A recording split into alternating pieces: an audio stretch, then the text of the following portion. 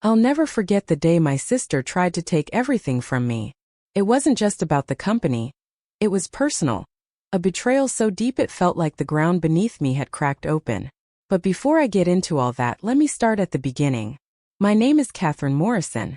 I'm 35 years old and I founded Morrison Tech, a tech startup in Seattle that grew from a tiny idea in my garage to a $50 million powerhouse. People say success changes you, but for me it didn't change much. I still work long hours, obsess over details, and believe in doing things the right way. Even when the right way makes people uncomfortable. Maybe especially then.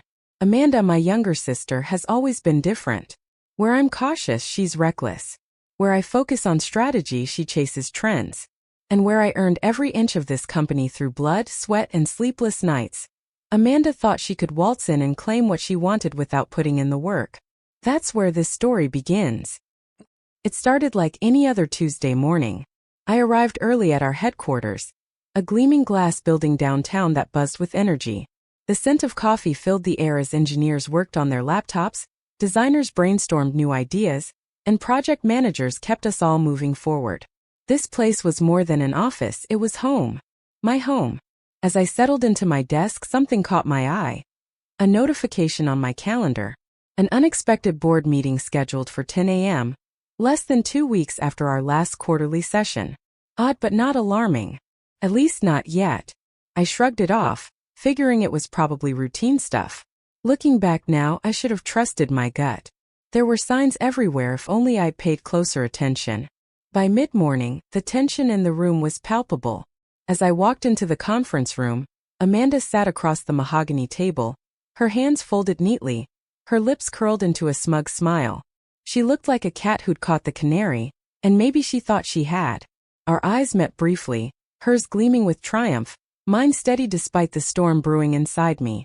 "You're out," she said simply, leaning back in her chair like she owned the place. "I'm the new CEO." Her words hit me like a punch to the chest, but I refused to let her see how deeply they stung. Instead, I stayed seated, calm and composed, flipping open the leather portfolio in front of me. "Check page 394 of the contract," I said evenly, letting the silence stretch between us. Page 394. The succession clause. A little piece of insurance I'd written into the company's founding documents 5 years ago. Inspired by watching a friend lose her startup to someone unqualified but politically savvy. Back then, I never imagined I'd need it against my own flesh and blood. But here we were. "How long have you been our marketing director, Amanda?"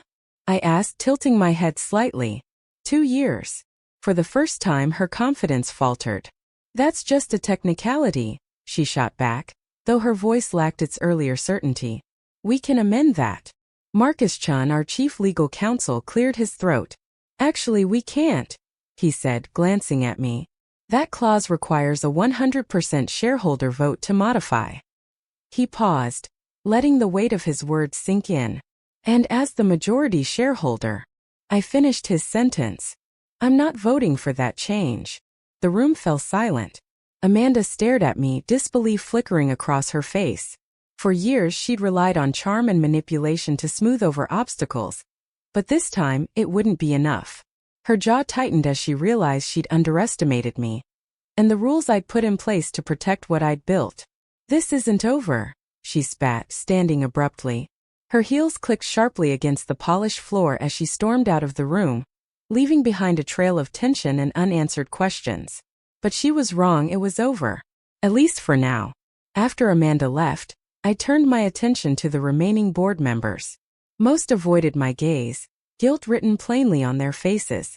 Marcus, however, gave me a small nod, his expression unreadable but supportive. I pressed my palms flat against the cool table and addressed them directly. "Now," I said, my voice cutting through the awkward silence, "let's discuss why there was a special board meeting called without notifying the CEO." What followed was an hour-long exercise in discomfort. One by one, they offered weak excuses, concerns about my focus on R&D, hesitation to take the company public, fears that I was holding us back from growth. I listened patiently, dismantling each justification with surgical precision, until even the most stubborn among them couldn't hold my gaze. By the end of the meeting, 3 board members had resigned. I accepted their departures graciously, knowing Marcus already had replacements lined up. But as I returned to my office, I finally allowed myself to feel the weight of what had happened. My own sister had tried to take what I'd built, not through hard work or merit, but through manipulation and deceit. Standing at the floor-to-ceiling windows, I gazed out at the Seattle skyline. The Space Needle stood tall in the distance, a reminder of why I'd chosen to build Morrison Tech here instead of Silicon Valley. I'd always done things my way, even if it meant standing alone. Today proved that decision was worth it. A knock at the door interrupted my thoughts. Marcus entered carrying 2 cups of coffee. "Thought you might need this," he said, handing me one. "Thank you." I took a sip, savoring the warmth. Then after a moment I asked, "How long have you known?" 3 weeks, he admitted. Amanda asked me to review succession procedures. She didn't realize I helped write them. Of course she hadn't done her due diligence. Amanda had always been impulsive, banking on charm rather than preparation. Still, the realization stung. Send a company-wide email stating that all internal communications require CEO approval, I instructed. And revoke Amanda's admin access. Marcus raised an eyebrow but nodded. "Will do." "Should I be worried?" "For your job?" "No. But things are about to get messy." The rest of the day blurred into a series of strategy meetings, shareholder calls, and an internal audit. By evening, exhaustion weighed heavily on me, but my company was secure for now. As I walked to my car in the underground garage, the sound of clicking heels echoed behind me. Turning, I saw Amanda leaning against a concrete pillar, arms crossed. "You're making a mistake," she said, her tone sharp. I met her gaze. "Is that what you told the board? That I'm too careful? Too focused on sustainable growth instead of reckless expansion?" "I told them the truth," she snapped. "You're holding Morrison Tech back. We could be 10 times bigger by now if you weren't so obsessed with control." I laughed bitterly. "Control? You mean like staging a coup? How's that bold move working out for you?" For a moment she looked ready to argue. But then she exhaled, forcing composure. "This isn't over, Catherine. You won because of fine print. But there are other ways to force change.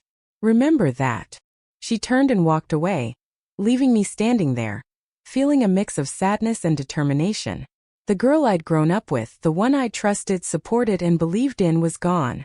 In her place was someone who would sacrifice family for power. As I drove home, my phone lit up with a text from Amanda. "Mom and Dad will be so disappointed." I hesitated, staring at the screen. That battle could wait. For now, I had a company to protect, and a war to win. The aftermath of Amanda's attempted coup felt like a storm that refused to pass. Every day brought new challenges, each one more insidious than the last. It wasn't just about defending Morrison Tech. It was about surviving the chaos my sister had unleashed. By the time I arrived at the office on Monday morning, the tension was palpable. Employees whispered in hallways, their eyes darting toward my office whenever I walked by. Rumors were spreading faster than wildfire. Rumors she had planted. Key clients started calling with concerns about our direction, questioning whether Morrison Tech could survive under my leadership. Each conversation traced back to Amanda, who had been selectively leaking information about our R&D setbacks while conveniently omitting our breakthroughs. "She's refining her approach," Marcus noted during one of our strategy meetings. "No outright violations, just constant strategic disruption." I scrolled through a report on my tablet, my jaw tightening. She learned from her first mistake. Now she's going for death by 1,000 cuts. Marcus nodded grimly. "Board meeting set for Friday. I've compiled a report on her performance issues, but..." He hesitated, his voice dropping. "There's something else. She's been meeting with James Cooper." My head snapped up. "Cooper? From TechVantage Solutions." TechVantage was our biggest competitor, notorious for acquiring struggling companies and gutting them for parts. If Amanda was meeting with him, it meant only one thing. She was playing a dangerous game. "You're sure?" I asked, my voice sharp. 3 meetings in the past week, all off-site.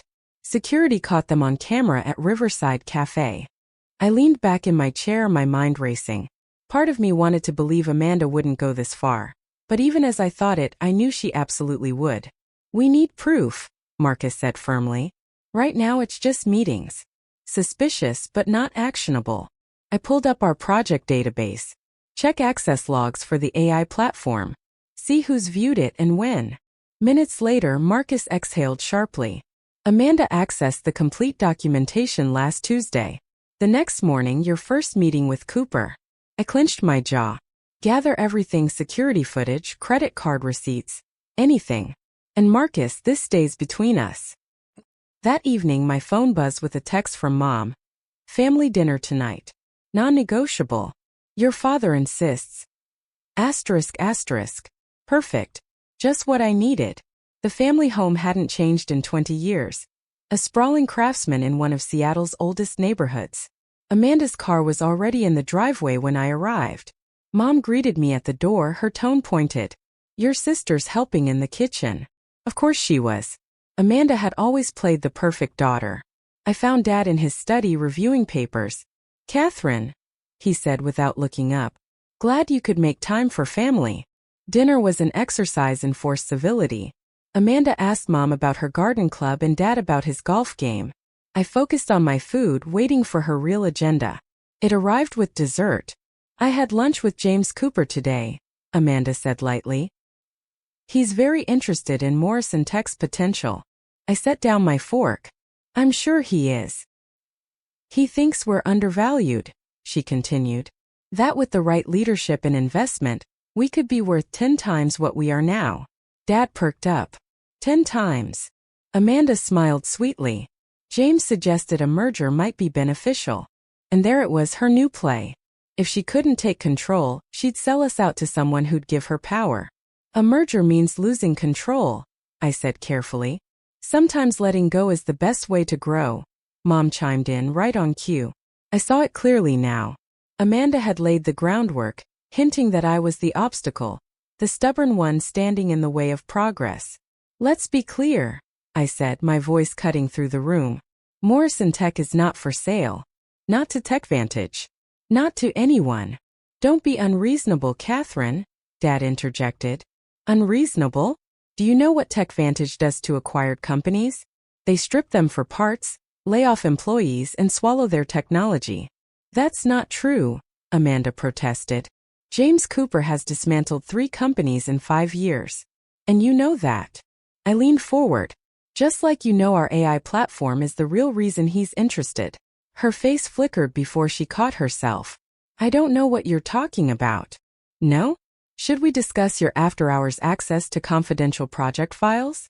Or your convenient meetings with Cooper right after? Silence. Mom pressed a hand to her chest. Dad's face darkened. Are you accusing your sister of corporate espionage? I'm stating facts. Facts I can prove. Amanda's composure cracked. You're spying on me? I'm protecting my company. She pushed back from the table. This is why Morrison Tech needs new leadership. You're paranoid, controlling, and desperate. I cut in. So desperate for power that you'd sell company secrets to a competitor. I was exploring growth options.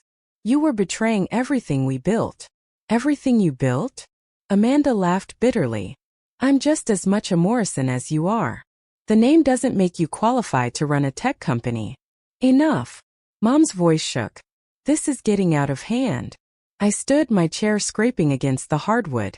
No. This needs to be said. Amanda isn't interested in what's best for Morrison Tech. She's interested in power. That's not true. Amanda insisted, but her voice wavered. Really? Shall we discuss your meetings with shareholders where you imply I was misappropriating company funds? Her face paled. How did you? I told you. I'm done playing games. I know every move you've made. Dad slammed his hand on the table. Enough. Both of you, my study. Now. As we followed him down the hall, I caught a reflection in the foyer mirror. 2 sisters, alike in features but divided by everything else. The study door closed behind us with a decisive click. Dad braced his hands on the desk. 12 years ago, when Catherine started Morrison Tech, I told her family and business don't mix. She insisted blood was thicker than business. He exhaled. I've never been so sorry to be right. Daddy, Amanda started, but he held up a hand. I'm not finished. Catherine, you built something incredible. But your sister is right about one thing. You don't share control easily. I opened my mouth to protest, but he pressed on. And Amanda, if what your sister says is true, what you've done isn't just unethical. It's illegal. Amanda's face crumpled. I was trying to prove my worth. By selling us out? I snapped. Dad's voice was steel. This ends now. Either you two find a way to work together, or one of you leaves Morrison Tech. I won't watch this company destroy our family. The ultimatum hung heavy in the air. I won't give up my company, I said quietly. And I won't stay where I'm not valued, Amanda replied. Dad's shoulders sagged. Then I guess you've made your choices. As we left, Amanda grabbed my arm. This isn't over. I met her gaze. No, Amanda. You've already proven what you deserve. The only question is how much damage you'll do before you accept it. She let go as if burned. And as I stepped outside, I knew whatever happened next, our family would never be the same. The email arrived at 3 a.m., a week after the disastrous family dinner. I was still at the office reviewing security protocols for our upcoming ad platform launch, when the notification popped up on my screen. From James Cooper. Subject merger proposal urgent. Catherine. Your sister shared some concerning information about Morrison Tech's financial status. I'd like to discuss a potential acquisition before this becomes public knowledge. My offer of $200 million expires in 48 hours. Regards. James Cooper, CEO TechVantage Solutions. I stared at the screen, my coffee growing cold beside me. So this was Amanda's play. Manipulate our financial reports to make the company appear unstable, and force a quick sale before the truth could come out. My phone rang. Marcus. I assume you got the email, he said without preamble. I did. How bad is it? Amanda altered the key projections before sharing them with Cooper, made it look like we're bleeding money. She also accidentally leaked information about development delays in our AI platform. I pinched the bridge of my nose. Can we prove it was her? Already have.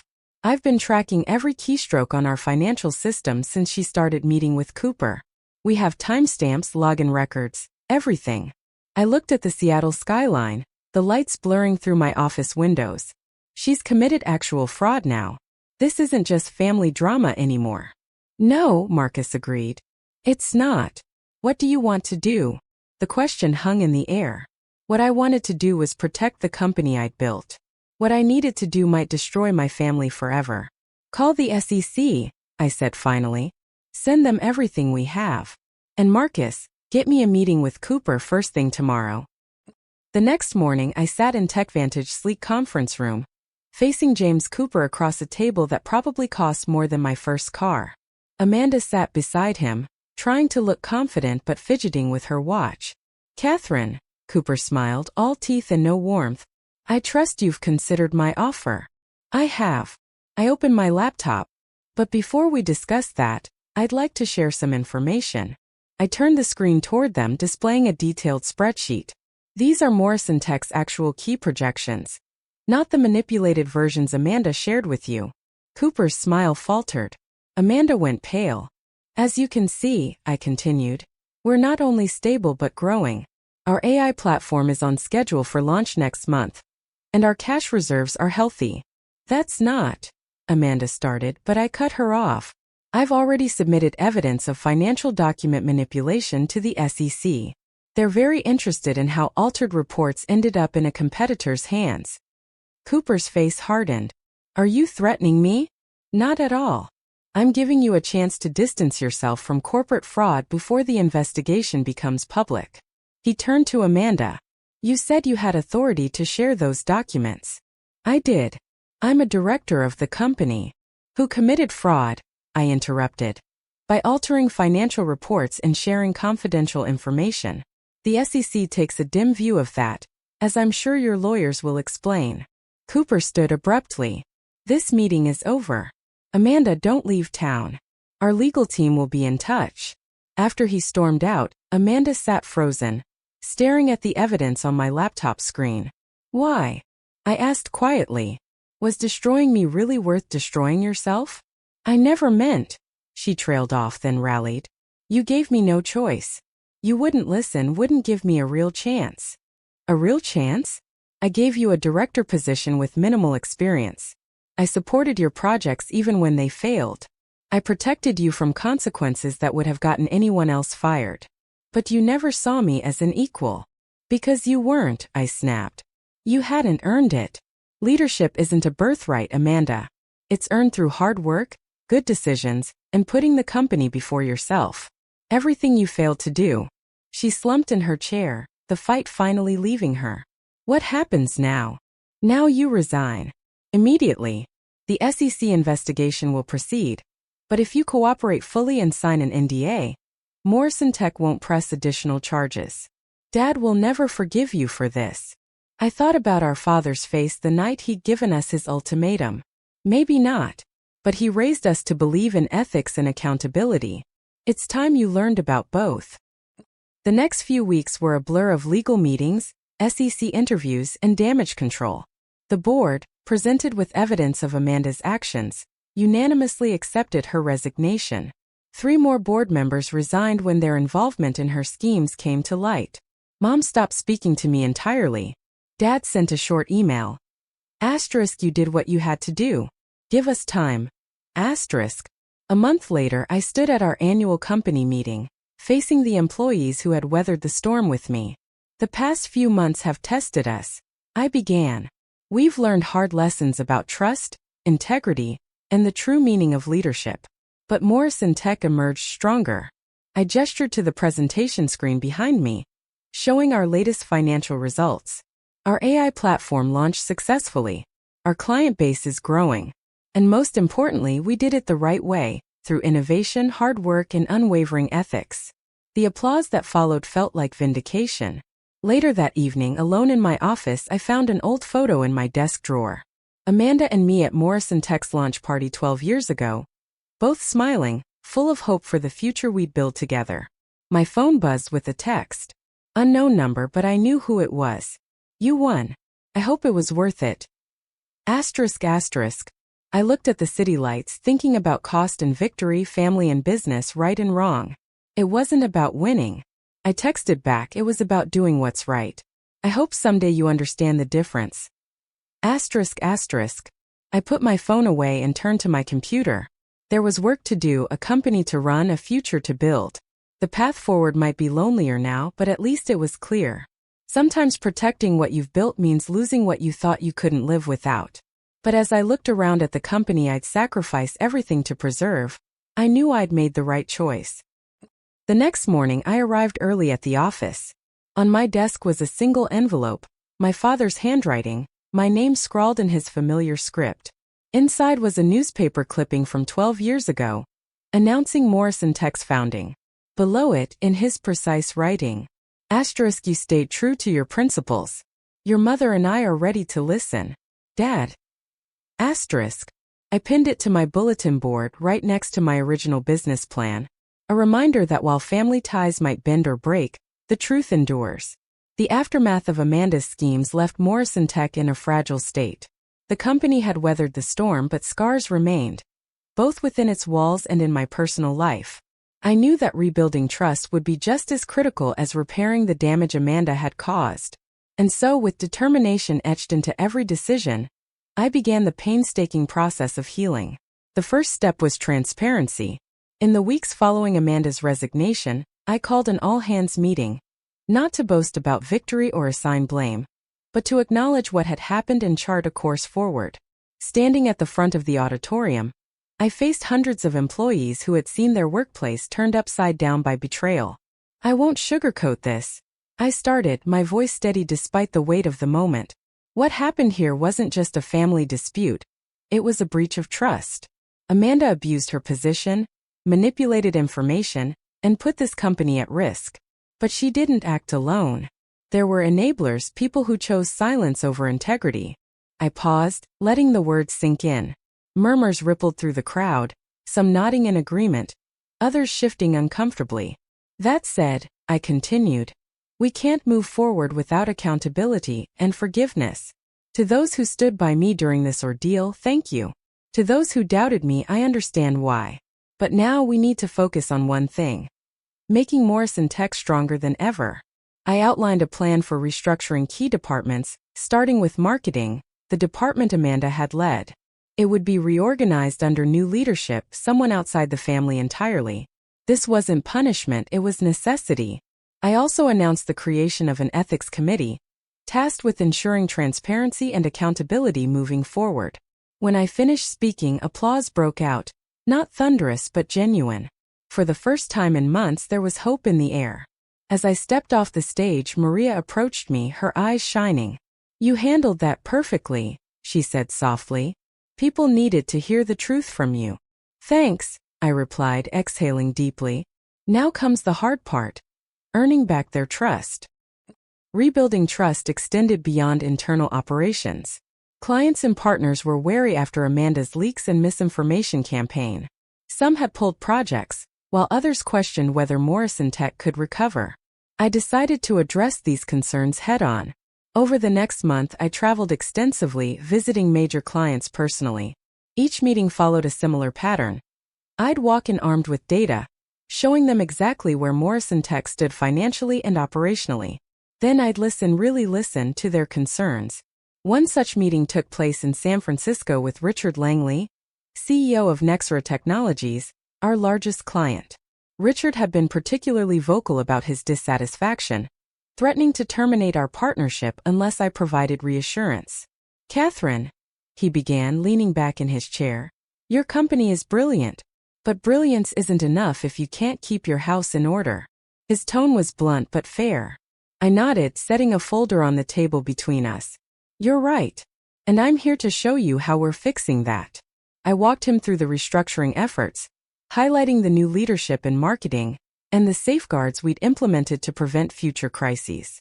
By the end of the presentation, Richard's skepticism had softened. "You've got guts," he admitted. "And I respect that. Let's give this another shot, but no more slip-ups." It was progress, albeit cautious.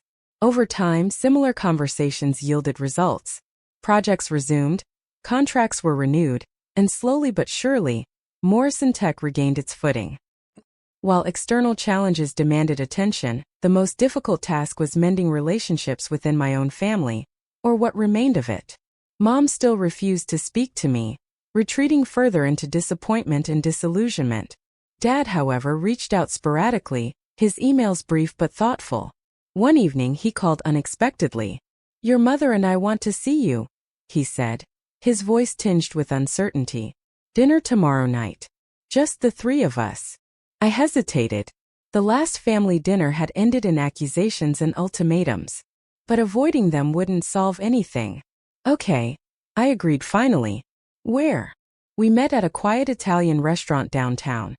A neutral space far removed from the tension of home. Mom looked older than I remembered, her usual vibrancy dimmed by stress. Dad seemed weary too, though he tried to mask it with polite small talk. For the first half hour, conversation revolved around trivialities.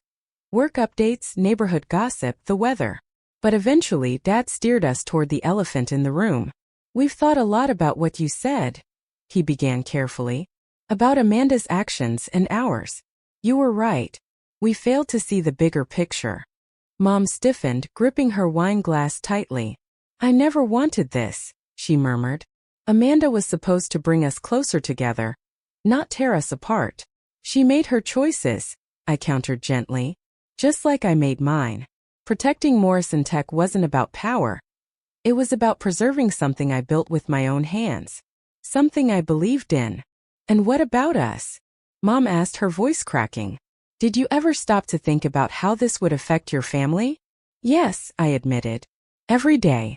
But I couldn't let Amanda destroy the company. Not even for you."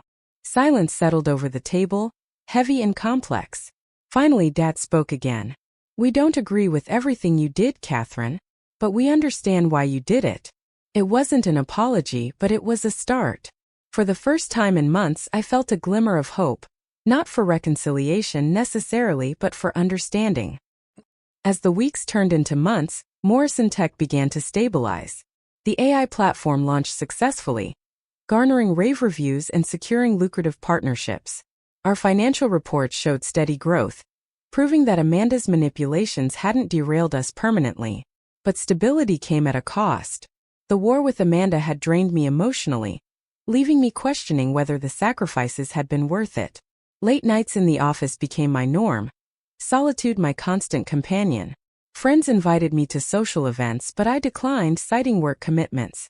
Truthfully, I wasn't sure how to exist outside the confines of Morrison Tech anymore. Marcus noticed the toll it was taking. One afternoon he knocked on my office door, holding 2 cups of coffee. "You're burning yourself out," he said bluntly. "Take a break." "I can't," I replied automatically. "There's too much to do." "There always will be," he countered.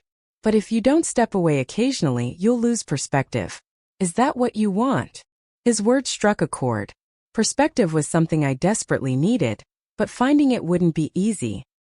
To regain clarity, I decided to revisit the roots of Morrison Tech. On a crisp autumn morning, I drove to the old garage where it all began 12 years ago. The space had since been converted into a storage unit, but standing there brought memories flooding back. Late nights coding, early mornings pitching investors, the sheer exhilaration of turning an idea into reality. I sat on the curb outside, staring at the building. Somewhere along the way, I'd lost sight of why I started this journey. It wasn't just about success or innovation, it was about creating something meaningful, something that could make a difference. My phone buzzed in my pocket. A text from Marcus. "Board meeting in 10 minutes. I smiled faintly. Duty called, as it always did. But for the first time in a long time, I felt ready to face it. Not as a defender of Morrison Tech, but as its leader. The board meeting marked a turning point.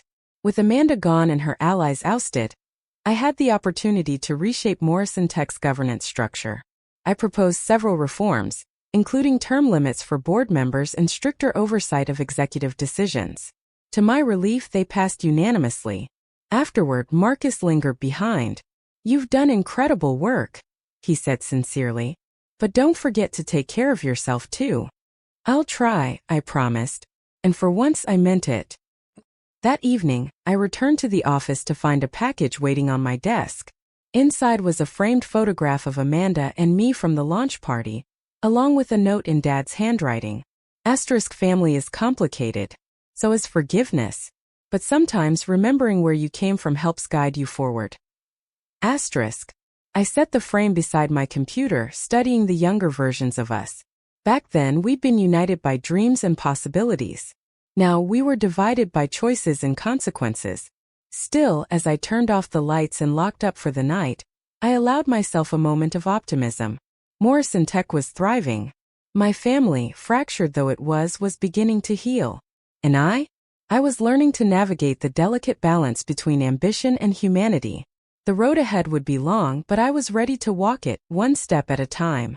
The aftermath of Amanda's departure left Morrison Tech in a precarious but hopeful state. The company had survived the storm, but its recovery was far from complete. As winter settled over Seattle, blanketing the city in a quiet chill, I found myself reflecting on what it meant to truly lead. Not just as a CEO, but as someone responsible for the lives and futures of hundreds of employees. It wasn't enough to rebuild. We needed to evolve. And so, with renewed determination, I set out to redefine not only Morrison Tech, but also my role within it. The boardroom felt different now, emptier, quieter. Gone were the tense undercurrents and whispered conspiracies that had once poisoned our meetings. In their place was a sense of cautious optimism. Marcus sat beside me, his usual calm demeanor tinged with satisfaction. Together we faced the newly restructured board. A mix of seasoned veterans and fresh faces eager to guide Morrison Tech into its next phase. "Let's begin," I said, opening the agenda. First order of business: strategic growth initiatives. For years, Morrison Tech had prioritized sustainable innovation over reckless expansion. But sustainability didn't mean stagnation. It meant laying strong foundations before reaching higher. I proposed a bold yet measured plan. Expanding our AI platform globally while investing in emerging technologies like quantum computing and renewable energy solutions. These weren't just buzzwords. They represented opportunities to make Morrison Tech a leader in shaping the future. To my relief, the board embraced the vision enthusiastically. For the first time in months, I felt supported, not because they feared me, but because they believed in the direction I was charting. As the meeting wrapped up, one of the new members approached me. "Catherine," she said warmly, "you've turned this company around. People are inspired again." Her words stayed with me long after the room cleared. Inspired. That was the key word. Inspiration wasn't something you could manufacture or demand. It came from authenticity, integrity, and purpose. If Morrison Tech was going to thrive, it needed to inspire not just its employees but also its customers and partners. Rebuilding trust extended beyond internal operations. Clients who had wavered during the chaos began returning, drawn by our transparency and commitment to excellence. One such client was Richard Langley of Nexera Technologies, whose initial skepticism had softened into admiration after seeing how we handled adversity. "I'll admit," he told me during a follow-up meeting, "I doubted whether Morrison Tech could recover. But you proved me wrong." His praise meant more than just securing a contract. It validated the choices I'd made, even when they cost me dearly. Still, rebuilding relationships required patience and humility. Some clients remained wary, testing us with smaller projects before committing fully. I welcomed the challenge, knowing that earning back their confidence would take time. But there was another relationship I couldn't ignore. The one with my family. Christmas arrived, bringing with it an uneasy truce. Mom and Dad invited me to dinner, a tentative gesture of reconciliation. The house smelled of pine and cinnamon, reminders of holidays past when life had seemed simpler. Mom greeted me awkwardly, her smile strained but genuine. Dad nodded in acknowledgement, his expression guarded. We exchanged pleasantries, skirting around the elephant in the room until dessert. Finally, Mom spoke. "How is the company?" she asked, her voice hesitant. "Stronger than ever," I replied honestly. "We're launching new projects, expanding globally. It's exciting." She nodded, though her eyes betrayed lingering doubt. "And Amanda?" I hesitated, choosing my words carefully. "She's facing consequences for her actions. Legal ones. But I hope someday she finds peace and learns from this." Dad sighed heavily. "We never wanted things to go this far." "Neither did I admitted. But protecting Morrison Tech wasn't just about me. It was about preserving something bigger than any one person, even family. Mom reached across the table, her hand trembling slightly as she covered mine. "You've always been so determined, Catherine. Sometimes too much so. But maybe that's what makes you extraordinary." Her words caught me off guard, tears pricking at the corners of my eyes. For the first time in months, I allowed myself to feel vulnerable, to acknowledge the toll this battle had taken. Later, as I drove home through softly falling snow, I realized forgiveness wasn't just about them forgiving me. It was about forgiving myself for the choices I'd made, and understanding that sometimes doing the right thing means making sacrifices no one else can see. With the new year came new challenges and opportunities. Morrison Tech's AI platform launched globally, garnering international acclaim. Our team celebrated with champagne and laughter, the kind of joy that comes from shared success. Standing among them, I felt a profound sense of gratitude for their resilience, their talent, and their unwavering belief in our mission. But even amidst the triumph, I knew the journey wasn't over. Leadership wasn't a destination. It was a continuous process of growth and adaptation. So, I made a decision, one that surprised everyone, including myself. At the annual shareholders meeting, I announced my intention to step down as CEO. The room erupted in murmurs, disbelief rippling through the crowd. Marcus looked at me sharply, his brow furrowed. "Are you sure about this?" he whispered. "Yes," I said firmly. "Morrison Tech deserves a leader who can take it to heights I might not be able to reach. Someone younger with fresh ideas and boundless energy." I turned back to the audience, addressing their concerns directly. "This isn't a retreat. It's a reinvention. I'll remain on the board, ensuring continuity and guiding strategy. But it's time for Morrison Tech to have a new face, a new voice." The announcement sparked mixed reactions. Some applauded my selflessness. Others questioned my motives. But deep down I knew it was the right move. By stepping aside, I was giving the company, and myself, a chance to grow in ways neither of us could have imagined. In the weeks that followed, we conducted an exhaustive search for my successor. Candidates poured in from across the globe, each promising to take Morrison Tech to new heights. But one stood out, a brilliant young engineer named Elena Vasquez, whose innovative approach to problem-solving mirrored my own early ambitions. When I offered her the position, she accepted with both excitement and humility. "You built something incredible," she said. "I won't let you down." "I know you won't," I replied, smiling, "because you understand what really matters: integrity, vision, and putting the company first." On my final day as CEO, I walked through Morrison Tech's halls one last time. Employees stopped to thank me, their gratitude overwhelming. Maria handed me a card signed by the entire staff, a heartfelt farewell that brought tears to my eyes. As I stepped into the elevator, I glanced at the framed photograph in my hand. Amanda and me at the launch party 12 years ago. Back then, we dreamed of changing the world together. Now, I carried those dreams alone, but perhaps that was okay. Outside, the Seattle skyline stretched before me, vibrant and alive. Somewhere in the distance, the Space Needle stood tall, a reminder of why I'd chosen this city as Morrison Tech's home. It symbolized ambition tempered by balance, a perfect metaphor for the journey I'd undertaken. My phone buzzed with a text. Unknown number, but I knew who it was. "You gave up everything," Amanda wrote. Was it worth it? I stared at the message, then typed my reply. Yes, because leadership isn't about holding on, it's about letting go. Asterisk asterisk. I hit send, then slipped the phone into my pocket. Ahead lay uncertainty, possibility, and freedom. Whatever came next, I was ready.